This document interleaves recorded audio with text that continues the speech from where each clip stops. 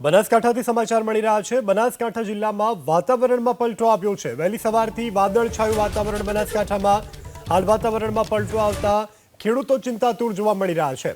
કમોસમી વરસાદ જો થાય તો ખેતી પાકોને વ્યાપક નુકસાન જવાની ભીતિ ખેડૂતોને સતાવી રહી છે।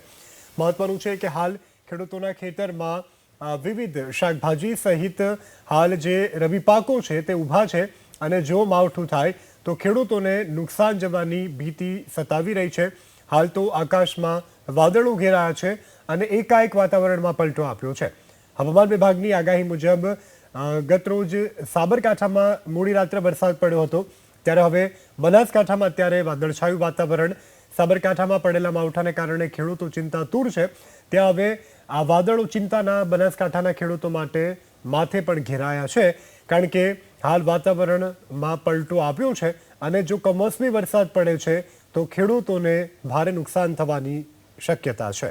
વહેલી સવારથી વાદળછાયું વાતાવરણ બનાસકાંઠામાં હાલ વાતાવરણમાં પલટો આવતા ખેડૂતો ચિંતાતુર જોવા મળી રહ્યા છે। કમોસમી વરસાદ જો થાય તો ખેતી પાકોને વ્યાપક નુકસાન જવાની ભીતિ ખેડૂતોને સતાવી રહી છે। મહત્વનું છે કે હાલ ખેડૂતોના ખેતરમાં વિવિધ શાકભાજી સહિત હાલ જે રવિ પાકો છે તે ઊભા છે અને જો માવઠું થાય તો ખેડૂતોને નુકસાન જવાની ભીતિ સતાવી રહી છે। હાલ તો આકાશમાં વાદળો ઘેરાયા છે અને એકાએક વાતાવરણમાં પલટો આપ્યો છે। હવામાન વિભાગની આગાહી મુજબ ગતરોજ સાબરકાંઠામાં મોડી રાત્રે વરસાદ પડ્યો હતો, ત્યારે હવે બનાસકાંઠામાં અત્યારે વાદળછાયું વાતાવરણ।